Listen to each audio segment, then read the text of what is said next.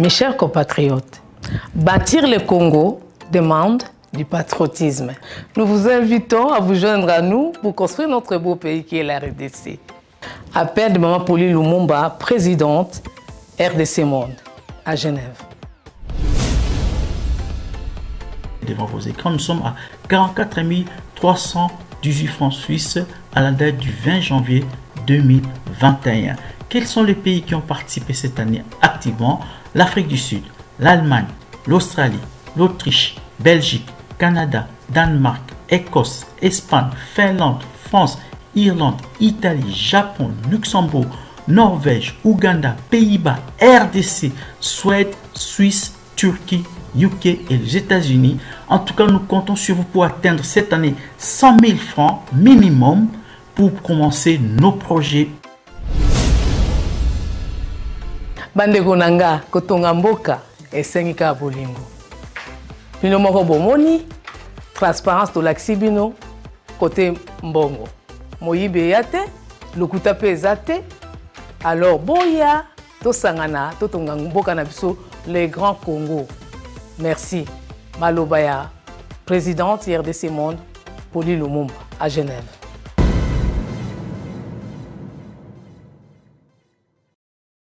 Mbote Nabino Bando Balanigno sur RDC Monde Télévision. Bonjour et bonsoir. Merci pour la fidélité, merci pour la confiance. Merci pour Mbati Bouza Meke, beaucoup de partout à travers le monde. En tout cas, notre rendez-vous de chaque samedi. Aujourd'hui, nous avons encore notre invité à Sika, dans le plateau. Il y a RDC Monde. Il s'agit de monsieur Guilain Missioni. Bonjour. Bonjour, papa. Bonne santé. Santé, madame. Nyo, c'est bien. Ça va. Était un mboka, était un mboka en général. L'état de notre pays, les Congo, les grands Congo, pays riches, mais population, avec les par-ci par-là, excusez-moi, babola par-ci par-là, boulevard, état, nous sommes un pays, les locaux nini pendant 2 à 3 mois. Bon, situation, on comprend que depuis Mboka a accédé à l'indépendance, situation n'a presque changé à rater. Ok. Et il y a toujours autant de botam, que pays riche, autant que tu comprends que c'est un pays riche. Mais en réalité, cette richesse-là, jamais se transforme pour la population. Donc, pour dire que pour Nangaï, il y a un slogan, Oyo, les politiciens, mais ça toujours comme ça, la réalisation, vraiment pour qu'on la sentir qu'ils vivent dans un pays riche. En tout cas, il est là, ils ont la. Ok. Alors, état de siège, Lelo, pour na yo celui ko pesa moi cote, état de siège au banini. Avant to benga intervenir sur ça na groupe, ma kuna po pas perception réalité sur le terrain. Parce que état de siège to yo quand même na TV, mais on doit quand même que ça na bateau ba perception réalité sur le terrain. Mais pour na yo Lelo état de siège, est-ce que c'était une bonne décision, soit une mauvaise décision? Bon, les Cambodgiens ont état de siège d'abord, qui intention malam ya ça bon parce qu'à un moment donné il fallait qu'on arrêter la tuerie au banda ko lekana niveau ya est. Okay. Mais maintenant problème na ngezane ko kokisa mala yango parce que ko lobana ko ça les locaux c'est des choses différentes. Mais ko ça les monana té to ezomonana. Bon, apparemment ceux qui batali na ba télévision ezomonana mais en réalité oyo bazana kuna na kati de baye sabiso réellement ni nezo ko lekana parce que tout ça quand sont des cloches moko ils ont gouvernement. Ça veut dire bateau mususu bazali banda ba expliquer biso réellement baza plutôt kuna na mboka si bien makamone ça ba expliquer biso ba vivre ni en réalité. Okay. Parce que tout ça kana voix moko o ya RTNC na ya proche les autres c'est biso que non voilà état de siège ils évolué mais en réalité ba tuerie apparemment ils ont continué mais koto bazé c'est biso que non voilà armées ils ont progressé bazo démantelé bazo sala boye mais tuerie ils ont très bien voilà. Très bien. Alors Tozana monsieur Gabriel André de Goma, bonjour. Bonjour, monsieur Gabriel. Bonjour. Bonjour, monsieur Ramde. Ok. Sangonabino. Oui, Sangoza très bien. Tobengio parce que Yosa habité à Goma. Tu as un peu d'informations en ce qui concerne l'état des sièges.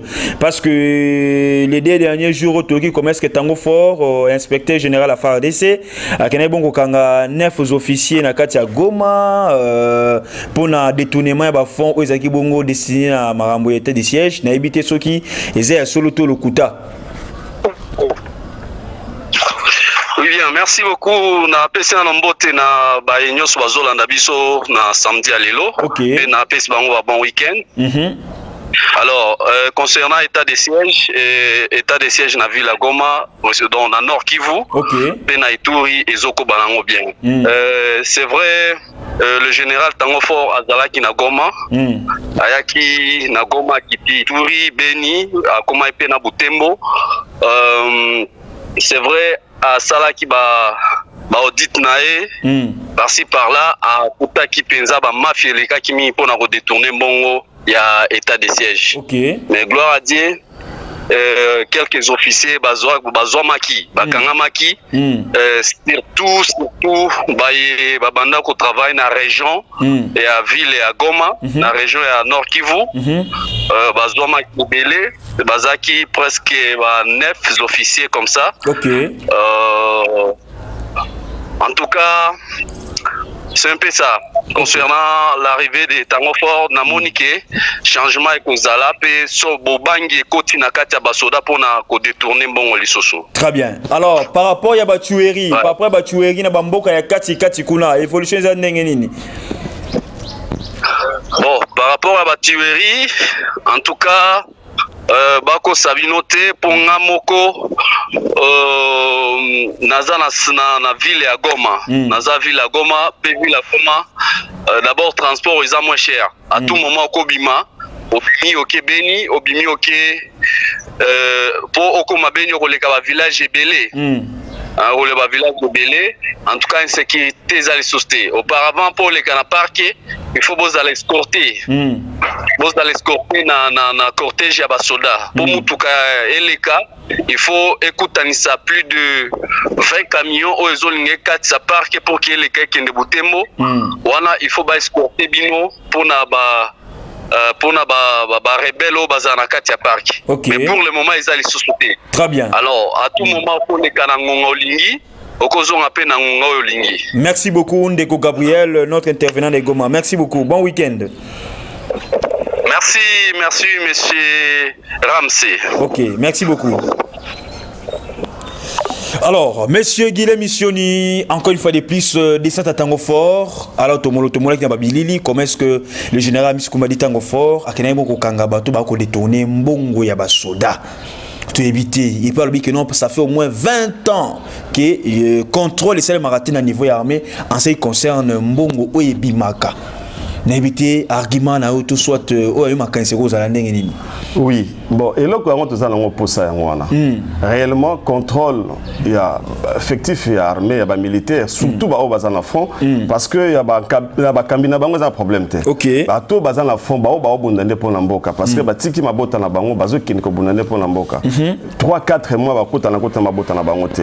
Donc ezaka musala na tozo saluer yango mais fruit na ngweza ande ya solo parce que ko détourner bongo et zambongo et belé ça veut dire bakangi batwana oui bien sûr mais tout le monde a que est-ce que bakoza na possibilité ya kozongi sambongo wana ça c'est la question mon kozongi sandembongo parce que kosuka na arrestation eza spectacle ya pamba ça veut dire bazongi sandembongo parce que bazala ba yibi place bachaki bambongo wana soki batonga bandako ba évaluer bandako ba ke ba récupérer bandako wana eza malamu mais so ezaka suka na slogan que non vala bakangi wana nzende mukolo azo bangi saka mona osala ne longote ce mona déjà comprendre que mukolo ne aza ba bangi sa ne kangai donc abeta nenga te donc ça veut dire ça ngopamba donc bakanga bango basambisa ba condamner bango et pesa leçon pour la bamsusu ba remplacer bango comme ça egozala que mbongo wana ba mona que vraiment que non vala mukonzo kanga maki bazulu pangu na bateki bazumbongo batia na trésor public wana ndeko zala vraiment nini pédagogique malamu mais ce ça slogan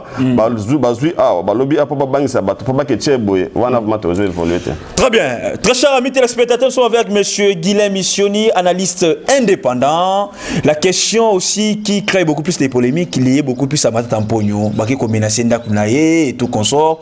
Alors, justice à double vitesse ou bien justice indépendante ou soit c'est vraiment l'état de droit. Matata Mpogno Oyo, il y a que non pour qu'il soit représenté, il faut pas soulever l'immunité na yé, na éviter logique na yé, et ça yango tout ça yangoté parce que balongé l'immunité en ce qui concerne la organisation. Alors à faire Bukangalonzo, il demande à ce que non, bah c'est soulever l'immunité na yé. Oh bah tu n'es que mandat d'amener mais bah que Matata Mpogno zati. Bon, il y a un makambo tozolo baté tozolo bakeno voilà situation est très compliquée ba politiciens ba aider ba congolais ba comprendre qu'est-ce qui se passe vraiment dans la République mais ceux qui ezaka pona koloba tout le monde il y a un ami qui m'avait dit que non voilà matata pona sala aller retour ngala kota doute mais réellement to qui peut tout monde ba interpeller qui pas sala aller retour ça veut dire distance que de le vonani ne ko ça veut dire qu'il y a zongi donc ezaki loko o batunyo so banda ko cela c'est de l'argent o kendela makambwana mais ko ça déjà ba bilo na bon du fait d'abord babi que non voilà azonga sous la justice pour la faire bagan kangalonzo et ça les boy yé moko mutu aza connaître une espèce d'injonction dans la justice que ba kende nanu ko le benga ça veut dire quelque part aza sûr que kuna ba ko enlever banini wana te ndi azo senga que non vangana ya bo kende na sous na sénat ko so mona justice andeng wana mutu asenga que bo kena na sénat yé momuntu parce que l'on ba interpeller que a kena na ko répondre ça fait quelque part il y a ba complicité mo besoin na katwan mais mbongo e paswa ki wana keke le ba kangie pelete pe ozala pe na pouvoir na ko boto université na ko saisir université na ba bien na misusu oui. Avant de saisir l'université, il faut ça d'abord banquette. Mbogo est université ou Tawapi. Très bien. Parce qu'après tout, c'est quelqu'un qui a commencé à travailler, ça fait longtemps. Ok. Donc, ça veut dire, pas directement les lots Oyo, Ngaï, dans un terrain, Ngaï, Bandomenga quelque part, Naïbine n'a pas dispatché budget Ngaï, on a Zozwa, et Bamonenda, au moment où Télémi, le quoi, il quelque part, directement, et ça qui a un non, ça veut dire, il faut passer la banquette réellement, ce qui université, détournement et qui combien nakata nini wana nakati ya université ça veut dire d'emblée karaté que nous va bolamika na ton que nous va là-bas comme atongaki ndako o na moment waza premier ministre c'est que ça forcément bongo ya nini ya o tozolanda yango na tongela ndako o ndafu bakanga eloko oyo atonga na mbongo wana nakanisi za parmi banini na mibeko parce que ce bozwi ndako oyo ngana tonga avant na comme premier ministre parce que na yibaki est-ce que ça mbongo bo landelanga yango wana nde donc ça banquette fait ça le malolenge banquette fait ça le mandenge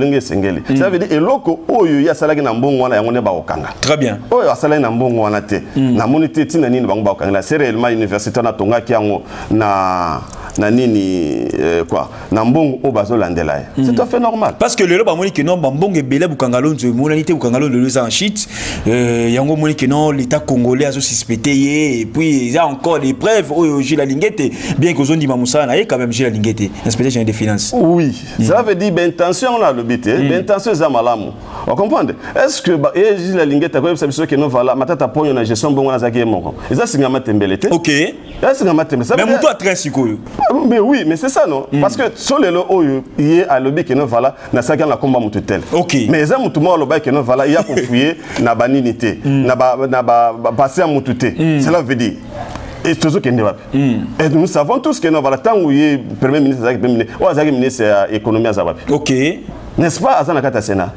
au moins que ça c'est ngama tembele donc cela veut dire so réellement balanda nani balanda parce que yepé a rozala na kati ça veut dire justice mais ça la musala na ngone c'est yango suya ya bisonyo so ba congolais donc yango le lo que non affaire bukangalonzo faut pas singa permission na kati ya Sénat aussi en tant que Sénat pesa pina ba musupi baza pe na kati ya dossier bukangalonzo oh oui ça veut dire tant que tozosenga justice na mutumo to bi complicité makamambo ko ndenge zalaka ça veut dire bazo senga a élevé nini na kati ya Sénat bon ozo kamba Sénat zaka tanga matata pona zaka premier ministre vous voyez donc ça veut dire ba muso baza la kati kuna ba ancien ministre ya matata pona kuna kati bazate on comprend ba onyo bazala ki na kati ya lignée ya ba nini wana ça veut dire mbongo wana oui et les cas qui bipa ebo les cas bipa to bi ndenge zalaka so l'équipe bipa ebo bakati ndam so l'équipe bipa ebo bakati ndam ça veut dire il y a quand des décideurs inde cause un problème très bien.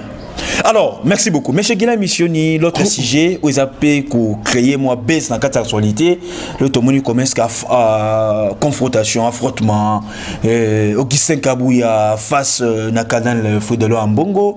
Augustin Kabouya qui a été invité par la justice congolaise pour nos propos n'a été tenu. Et le Tomoni encore une fois de plus, à Kassia Bandoubola n'a été ni Longondo aussi, les membres de l'IDPS. Mais va tenir conférence de presse pour soutenir Cardinal Fouidelo Ambongo par rapport à propos d'Augustin Kabouya qui menacé à chaque fois parce qu'il a dit ça lui-même que non, il a la personne de Ambongo, donc il a cité le nom du cardinal. Alors le Tomoni commence encore la commission justice et paix va mettre Augustin Kabouya en garde. Bon, omoni na makambo oyo to boso na souvent le boko oyo serva kiote. Amoni ndeko Kabuya efface un peu na retenu. Parce que l'église catholique eza les gabloté. Biso juste yebi ke kala na kanisa yebi yango église catholique eza base au kangama ya bato. OK ko tubela nde bande ke tubela kala. O tubela no na yibaki na sala ki bo na bomaki lobi na tombe bakangio. Très bien. Siko bato banda découvrir te nani yango o yebiki ngana yibaki na bomaki. Ça veut dire eza église catholique. Pour dire que politique o yazo lo balelo ki no baki ko s'enregistrer. C'est là où ça m'a fait très mal. At une église catholique a que wana vrai sa pouvoir ou comment. A baki biso kanisa ki baza ba passer baki ko s'enregistrer na ministère intérieur. Ça c'est trop fort. Il peut que ceux qui vraiment. Mais c'est conserver les pouvoirs, pas seulement que non, les pouvoirs sont menacés par l'église. Non, tout n'a pas que pouvoir là-bas menacé par l'église parce que et là on se bandara soukaka. Vous comprenez? Ça veut dire les gens ont besoin de créer 18 ans. Parce que la raison de créer 18 ans, tout le monde a battu la télévision, voilà, 18 ans, bango bazaki na pouvoir, faire souffrir l'église catholique, tout le monde qui boit, et le lot. Ce n'est pas bloqué quand on s'est répété, mais les lots ont vidé au Tambola, il y a 2011. Ok, il y a bateau basé dans pouvoir.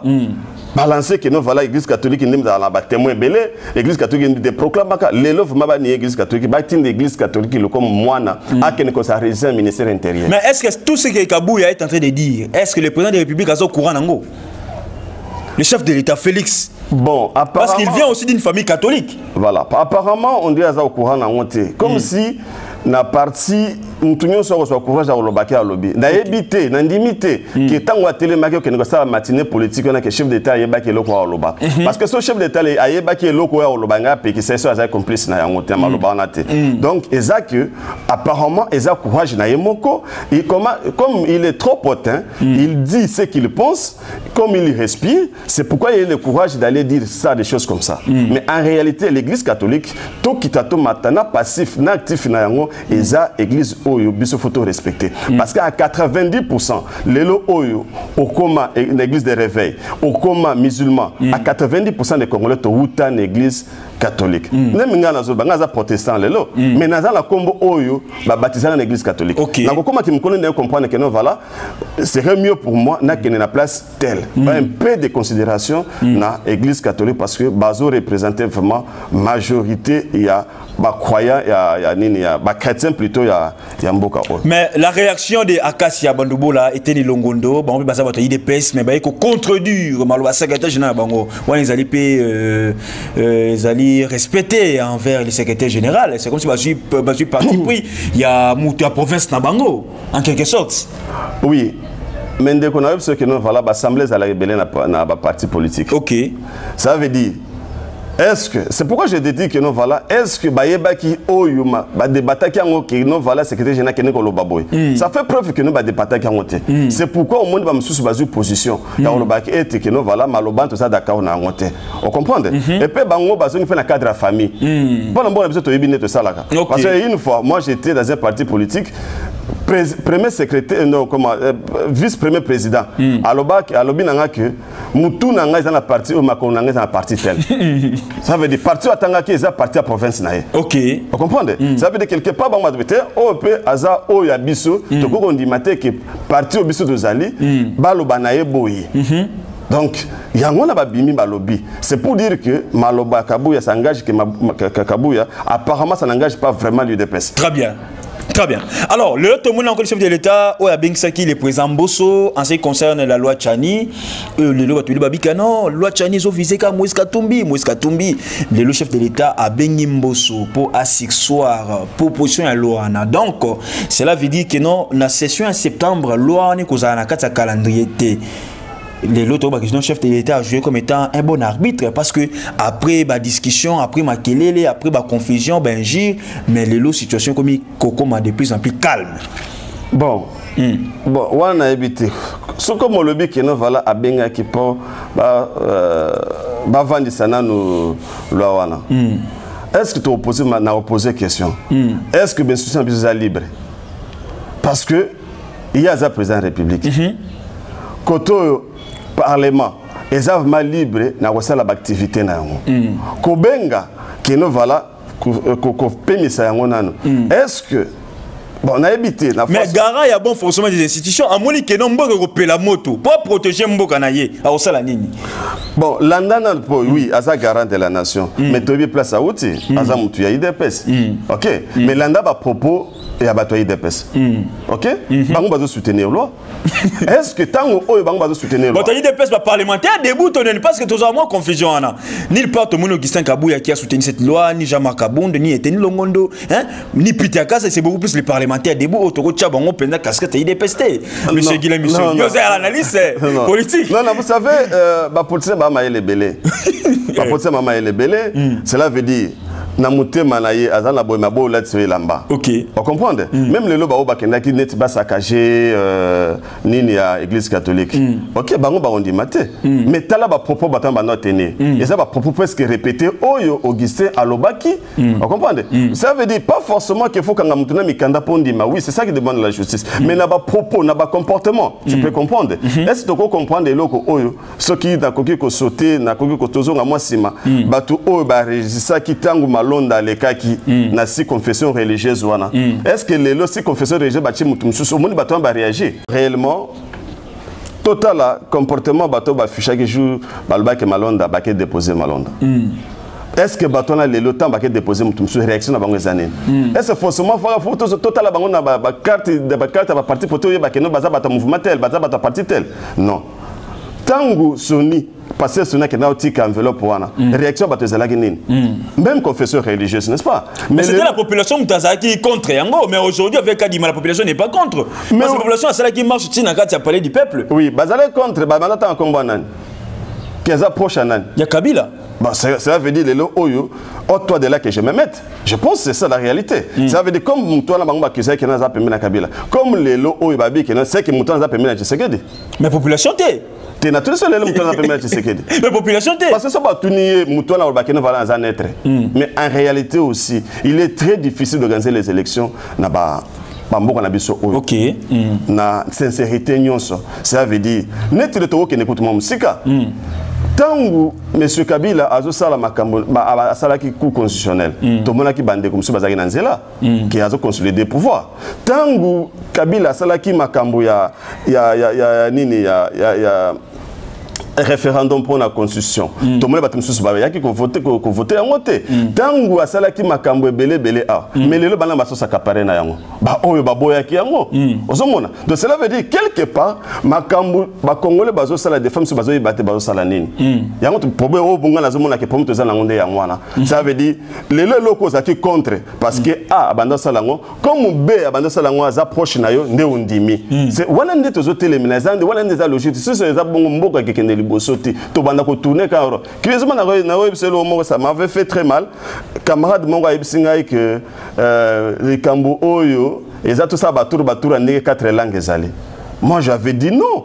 Ça veut dire là il veut me faire voir que bato Équateur bazwaki, baswahili bazwaki, les province tel bazui, que le beza province tel na simato banda de vraie démocratie. Ça ne peut pas exister. Et ko kozalate. Ozomona, moi le kozana kata mitwa bato. Eza que to doué la Congo to personnaliser Congo té. Bato ba personnaliser Congo pour na Mobutu, le bazapi. Bato ba luka ba personnaliser Congo pour na Kabila, le bazapi. Bato le bato ba personnaliser Mboka Congo pour na Mutu Ndeko Félix et bakena voilà et bandepe souka makamosa nini ezalaka. Voilà, donc c'est par rapport à bon oyo ngana ko koloba pour la question oyo posée ngai. Très bien. Alors pour finir, tout le monde qui comment est-ce que na ministère ya budget Aimé Bonji ou na INC Bitumbe Bimaki entre sa famille biologique et les membres de sa famille politique par rapport à prime la 4 la 4 ministère ya budget ya mboka na biso RDC o lelo tomona te na kala na 4 ministère songolo bat babeta na makofi pour na mangambo itali prime famille biologique na famille politique. Donc comme on a encore na gouvernement na biso lelo comment est-ce que ba membre ya famille comme ebele na ebele tous baté est-ce que c'est vraiment ça oyo tobana koluka boto banda kala ko changer comportement mambakale zonga souté mais to mona mambakale comme sou ko zonga lisusu alors ceux qui conseillent les européens na aimer bonji na bato yenti ko zala nini bon on a tout d'abord ceux qui na lema makama parti politique parce que je suis sûr que les partis politiques va servir à mboka te va servir à intérêt va parti na bango parce que si réellement va servir à intérêt mboka qui vous a dit que non voilà Moutou beaucoup est parti comme ministre, comme ADG, comme une phase en parti politique, et que les indépendants n'ont pas raison. Vous comprenez? Et qui vous a dit que non, voilà, dans le bureau, nous posons malamou, il faut que tu aies un membre de la famille. Même à ça médiocre, il faut lui mettre parce que c'est un membre de la famille. Mais c'est pourquoi je dis que notre papa, RDC quoi ngulu abimi na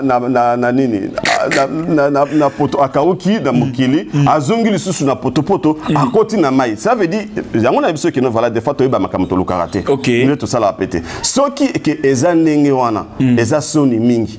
Eza soni mingi na parti comme INC oyo bato ba considérer nga mope na pesa ka respect par rapport ya leader na bango eza ki bakoki ko bimisa mtakala mabe ya bongo te na miso ya bato nyonso maintenant même biso to zankata gouvernement te même biso to testation kama parti politique te to comprendre que na kata parti politique il y a rien pour la République ezaka kapona ba membre na bango ezaka kapona ba famille na bango eza même pas pona batu oyo ba pesa bango même ba voix na ba bilo nyonso bango ba. Mais pourquoi pas que non gouvernement peut sanctionner ministre wana te bon bayoka ki on a kanisi tozotala te entre guillemets état de droit te tozotala. Parce que donc, le ministre va vous appeler sanctionner ceux qui peuvent passer les banquettes, qui ne vont pas faire les solo. Mais oui, pourquoi pas? Pourquoi pas? Hasard extraordinaire, hasard extraterrestre, ça veut dire, si réellement, dans le ban conditionnel, Makambo, état de droit. Avant de faire un état de faux un état, il faut poser d'abord la question est-ce que Mboka a un état? Plutôt qu'un état de droit. Donc, on va comprendre. Ça veut dire, il y a des slogans, il y a des. Ça veut dire, copier-coller, ça, la mingi net kambo peut-être na koloba pe na gauche del kambo net ya 100 jours. Est-ce que vraiment na état mboka oyo beaucoup évaluer mboka na 100 jours? C'est là 100 jours ya gouvernement to 100 jours oyo ya kala programme chef de l'état. Nyo c'est ça ba confusion. Eza mandat ya nani? Mais le temps sur 100 jours, il y a gouvernement. Bilan, c'est vraiment positif, le bilan. Il y a 100 jours, il y a gouvernement. Tous à la sincère. Est-ce que le bilan est plus positif? Tous à la sincère. Tous à la sincère, vraiment. Est-ce que Mboka Oyo na conscience ba congolais ba oyo bazo diriger na ba dirigeant na état réel ya Mboka Oyo on peut évaluer le gouvernement à 100 jours. Donc, c'est une contre-évaluation gouvernement à 100 jours. Naza la contre. Pourquoi Naza contre? Très bien. Parce que, exactement à 100 jours, je ne vais pas copier personnellement la lingate. Comme Bayoka 100 jours aux États-Unis et comme 100 jours na RDC. Est-ce que 100 jours est 100 jours à Cameroun, 100 jours il y a Sama. Sama. Est-ce que exactement la sens? Bon, on a 100 jours il y a Cameroun, tous on a des exemples sur Cameroun 100 jours. À Gérard na banane. Lelo Oyo, Ezak union sacrée Yemoko.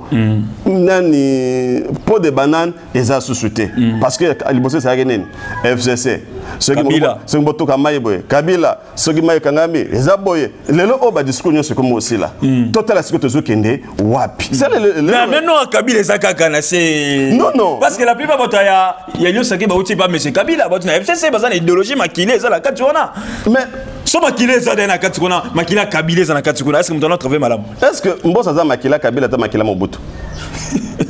Mais tout qui toujours appelé histoire, Mboso Azar Makila Kabila Makila Mobutu. Voilà, ça veut dire, ce sont les mêmes Congolais. Ça veut dire, dès que Congo un bon joueur qui a fait Tidenda. Ça veut dire, que les Congolais va Denda na ba on kaka. Mukolo wa mona kino voilà et comme Koto pour Akatika Lokolo, abandi ba déclaration. Nous, les ressortissants des partis politiques donc cela veut dire il n'y a pas comment dire l'idéal na ba politicien congolais. Eza na ngote. Parce que ceux là qui kota la batuana makambo bango basali. Ba longwe boy, ba keibo. La tournée nani Mboso attends combien de pourcents ya Makila Kabila na batanyo so ça na Mobutu azama Makila Kabila azama Makila mais le quand même église catholique a encouragé gouvernement pour les 100 jours encouragé gouvernement alors c'est quand même bien non oui ngala c'est plaque une attitude wana balaxi grandeur na bango église catholique oui balaxi ma grandeur na bango que non voilà au-delà de tout et supporte tout le monde OK vous comprenez tangu nani abe Choli ayaki abanda koloba Kabuya en lui se disait quoi? Peut-être ça batubela ba que voilà Fidèle abe Fidèle mbongo asanini a répliqué mais il n'a pas répliqué mon grandeur ya batu les ayangwana tant on avait les amis tel akutu ba porta ba kosa batu tel akutu abe nani yewana akeko oui les a grandeur ba c'est grandeur que nous voilà au-delà de tout bango bazo supporter batu nyonso très bien et aux à la opposition eux à na pouvoir bazo soutenir batu nyonso grandeur est-ce que ceux qui zala qui mutu ya parti batinda ki akene ko ça la même intervenir une église catholique en Alobani. Oui. Est-ce que tant que Kabuya Lobaki wana ba fidèle l'église catholique bazala été bazala qui n'est-ce pas? Voilà. C'est ça que donc voilà qu'on comprend le sens ya likambo on a rolobani na likambo tant dans le but o que ça la nine. Et aujourd'hui si réellement c'est vrai et que chef de l'état avant de donc c'est que vous aussi vous êtes d'accord par rapport à propos qui sont Kabuya nenga cha tout pour le boyer ba ko suspendre EP qui sont Kabuya surtout dans la partie politique Syrie ba ko suspendre EP. Oh mais ce ba moni qui m'tazo déranger. Vous comprenez? A déranger vision mon Konzamboka. Voilà. Elle n'a pas de faire église voilà. Si réellement je pense que ça mon parti politique on a été. Puis na côté sous parti politique était passé le côté za mama Kasimi. Parce que jour on a la parti politique président na biso comme ministre. Azu moi si nae yandaku a commissaire vice-président. Aussi longtemps secrétaire général la parti na biso za professeur à l'université. C'était ces jours-là. J'avais dit que non ça c'est blaguer avec les gens. Vous comprenez? Ça veut dire na quand la parti politique et à Malunga, ils ont raté pour Namboka. Ça, c'est moi, ça n'engage que moi. Ils ont raté. Parce que sur les alaka, pourquoi les gens formés? Bon, d'abord, est-ce que vous allez former pour gérer? Mais peut-être avoir des formats, hein? Communicateur à Malamou, il y a Makassi, au moins des Mikolo, au livre, mais il y a Sali, mais l'équipe a recadré qu'on fait le bien. On peut besoin qu'il tente qu'on soigne parce que les gens ne peuvent pas passer. Besoin qu'il tente qu'on soigne parce que nous avons montré la contradiction à PPRD, tant que nous avons pouvoir. Ce communicateur à lobby, ou à Koya, à quoi chérir, kaka, ou Muninga Sani na loba. Quelque part, il y avait communication dans le cadre de Bango, yom toko kinoroba, nel kambo oyo, yom toko le kama économie, yo na kama politique, yo na kama nini yo. C'est ça. Donc pour vous, c'est ça maintenant ce qui manque à l'IDPS.